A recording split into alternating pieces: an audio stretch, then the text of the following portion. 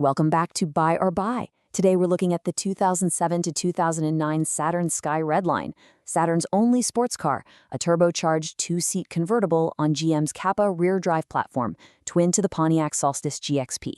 It was Saturn's brief shot at being a real performance brand, and it died with the company in 2010. 260 horsepower turbocharged direct injection 4. Aisin 5-speed manual, rear-wheel drive convertible. I mean, the fact that Saturn, the plastic body commuter car company, built this purely mechanical, visceral masterpiece is just mind-blowing. 11,000 red lines built. Literally exactly 11,132 of these things rolled off the line out of a total 34,407 skies. It's a rare bird, making up less than a third of total production. $8,000 used today, $10,000 for a clean one, and parts disappearing as Saturn fades into history. You are buying a ghost, people. So let's get right into Section 1, Who and Cross Shop. Exactly who buys a 2007 to 2009 Saturn Sky Red Line today? The buyer profile here is hyper-specific. We're talking budget Roadster buyers hunting for absolute maximum horsepower per dollar. You've got the hardcore GM Kappa platform loyalists who worship this chassis. You've got Solstice GXP refugees fleeing to the sharper, aggressively European-inspired styling of the Sky because they just can't stand the Pontiac's bubble shape. Then there are the Cobalt SS and HHR SS owners who love their LNF engine but desperately crave rear-wheel drive dynamics. And finally, you have GM brand history collectors scooping up the absolute, undeniable peak of a dead brand. And what else are they cross-shopping? First, obviously, the mechanical twin, the Pontiac Solstice GXP. It carries similar pricing but features a much rounder, polarizing look. They look at the Mazda Miata NC, sitting right between $8,000 and $15,000. It's lighter and infinitely more reliable, sure, but it's massively down on power. They stare longingly at the legendary Honda S2000 AP1 and AP2, but look at that price disparity. Those demand $15,000 to $30,000. That's a totally different untouchable bracket. And finally, they consider the BMW Z4 E85 and E86 at $10,000 to $22,000.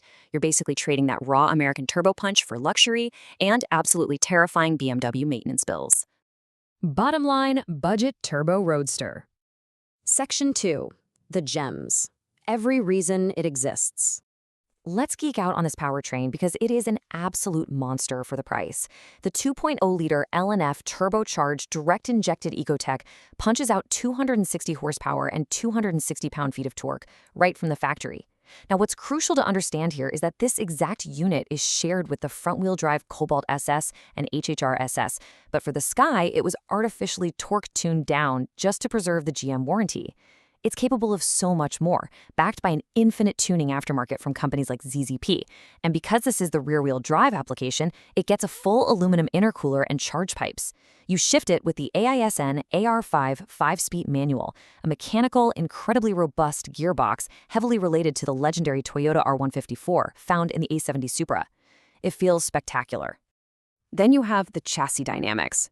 The GM Kappa rear-drive platform gives you proper double-wishbone suspension at all four corners, four-wheel disc brakes. A limited slip differential comes completely standard on the Red Line. It sits on these aggressive 18-inch Red Line-specific wheels, weighs right around 3,000 pounds, and nails a perfect 50-50 weight distribution. Inside the cabin, they actually gave you some proper tech and comfort. Leather sport buckets, a glorious 7,000 RPM tachometer right in your face, dual climate control, and optionally the booming Monsoon audio system and OnStar. By 2009, they even threw in standard Bluetooth. Which brings us to the economic and heritage argument, $28,615. That was the original 2007 MSRP. That was literal Miata money for serious turbocharged engineering. Today, they trade roughly between $8,000 and $22,000 used. It's a tragic heritage piece, Saturn's only sports car ever, sharing its global DNA with international siblings like the Opel GT and Daewoo G2X. And it was killed mercilessly alongside Pontiac and Hummer in the brutal sweeping aftermath of GM's 2010 bankruptcy. Bottom line, unprecedented OEM performance value. Section 3, the issues, every known problem. Grab a pen, folks, because this is where that cheap purchase price violently catches up to you. Let's look at the critical failure points. The LNF turbocharger notoriously fails between 80,000 and 120,000 miles. Replacement? $1,500 to $3,500. Drive that Aisin AR5 manual hard, and you will inevitably wear out the fifth gear synchronizer. A rebuild runs $1,200 to $2,000. Then there's the big one. LNF timing chain stretch and tensioner failure at 80,000 plus miles. If you hear a rattle on startup, prepare to pay $2,500 to $4,500 to fix it. High pressure fuel pump failure causing rough starts installing, $600 to $1,200. Water pump failure between 80,000 and 100,000 miles, another $400 to $800. Do not round these numbers down in your head. They are real, they are documented, and they will absolutely hit your wallet.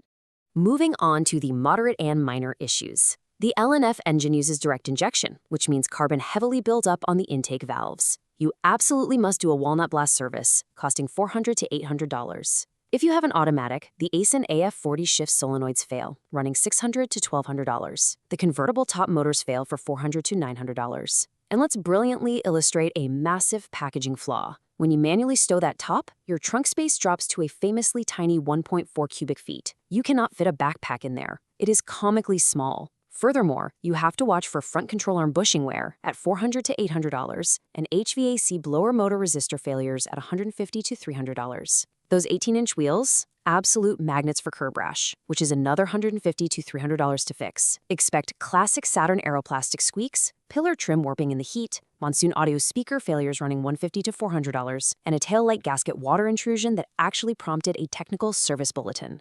And we have to talk about the timeline, the tech, and the parts. In 2007, the car ran an aggressive 140 kilopascals of boost. In 2008, GM dialed it back to 120 kilopascals, but you finally got the standard LSD. 2009 brought Bluetooth and those gorgeous hydro blue and ruby red special editions. Daily driving it, you're dealing with dated GPS, absolutely no Apple CarPlay or Android Auto. It demands premium fuel, and you're only getting 19 city, 28 highway MPG.